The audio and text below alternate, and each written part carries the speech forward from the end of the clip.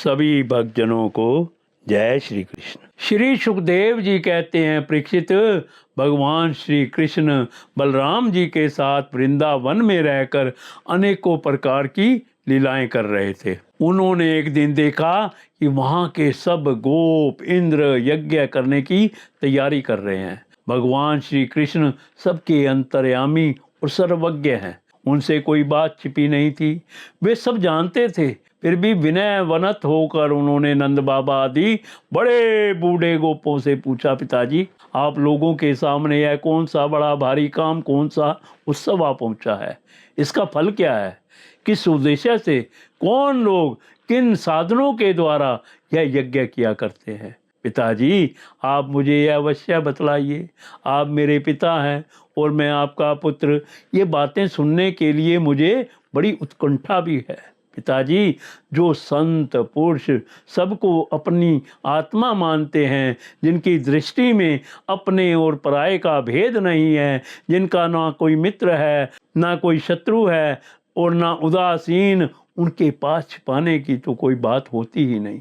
परंतु यदि ऐसी स्थिति ना हो तो रहस्य की बात शत्रु की भांति उदासीन से भी नहीं कहनी चाहिए। मित्र तो अपने समान ही कहा गया है, इसलिए उससे कोई बात छिपाई नहीं जाती।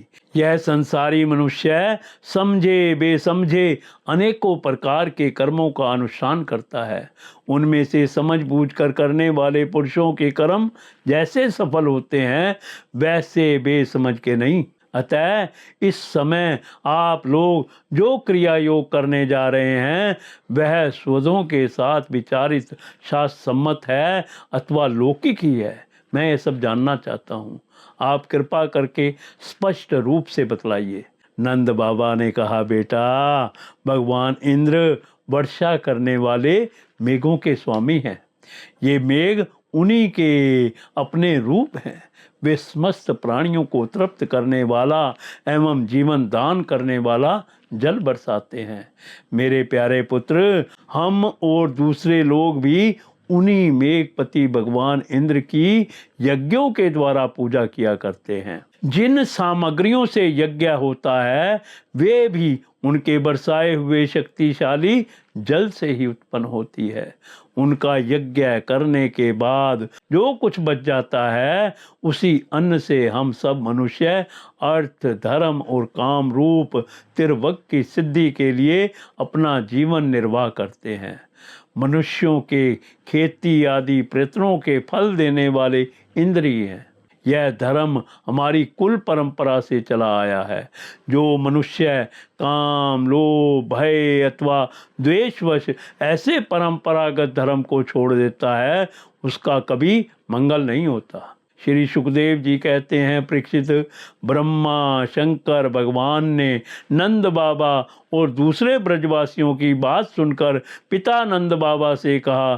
श्री भगवान ने कहा, पिताजी, प्राणी अपने कर्म के अनुसार ही पैदा होता और कर्म से ही मर जाता है। उसे उसके कर्म के अनुसार ही सुख, दुख, भय और मंगल के निमित्तों की प्राप्ति होती है। यदि कर्मों को सब कुछ ना मानकर उनसे भिन्न जीवों के कर्म का फल देने वाला ईश्वर माना भी जाए, तो वह कर्म करने वालों को ही उनके कर्म के अनुसार फल दे सकता है। कर्म ना करने वालों पर उसकी प्रभुता नहीं चल सकती। जब सभी प्राणी अपने अपने कर्मों का ही फल भोग रहे हैं, तब हमें इंद्र की क्या आवश्यकता है?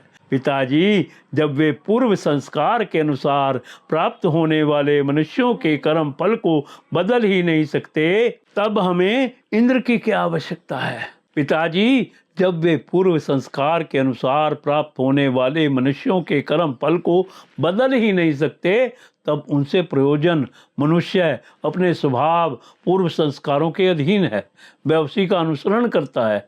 यहाँ तक कि देवता, असुर, मनुष्य आदि को लिए हुए यह सारा जगत स्वभाव में ही स्थित है। जीव अपने कर्मों के अनुसार उत्तम और अधम शरीरों को ग्रहण करता और छोड़ता रहता है। अपने कर्मों के अनुसार यह शत्रु है, यह मित्र है, यह उदासीन है, ऐसा व्यवहार करता है। कहाँ तक कहूँ, कर्म ही गुरु है। इसलिए पिताजी, मनुष्य को चाहिए कि पूर्व संस्कारों के अनुसार आश्रम के अनुकूल धर्मों का पालन करता हुआ कर्म का ही आदर करे, जिसके द्वारा मनुष्य को जीविका सुगमता से चलती है, वही उसका इष्ट देव होता है। जैसे अपने विवाहित पति को छोड़कर जार पति का सेवन करने वाली व्याभिचारिणी स्त्री कभी शांति लाभ नहीं करती, वैसे ही जो मनुष्य अपनी आजीविका चलाने वाले एक देवता को छोड़कर किसी दूसरे की उपासना करते हैं, उससे उन्हें कभी सुख नहीं मिलता। ब्राह्मण वेदों के अध्यापन से क्षत्रिय, पृथ्वी पालन से वैश्य, वार्तावृत्ति से शूद्र, ब्राह्मण, क्षत्रिय और वैश्यों की सेवा से अपनी जीविका निर्वाह करें। वैश्यों की वार्तावृत्ति 4 प्रकार की है: कृषि, वाणिज्य, गोरक्षा और ब्याज लेना। हम लोग उन चारों में से एक केवल गोपालन ही सदा से करते आए हैं। पिताजी, इस संसार की स्थिति, उत्पत्ति और अंत के कारण क्रमशः सत्वगुण, रजोगुण और तमोगुण है। यह विविध प्रकार का संपूर्ण जगत स्त्री पुरुष के संयोग से रजोगुण के द्वारा उत्पन्न होता है। उसी रजोगुण की प्रेरणा से मेघगण सब कहीं जल बरसाते हैं। उसी से अन्न और अन्न से ही सब जीवों की जीविका चलती है। इसमें भला इंद्र का क्या लेना देना? वह भला क्या कर सकता है?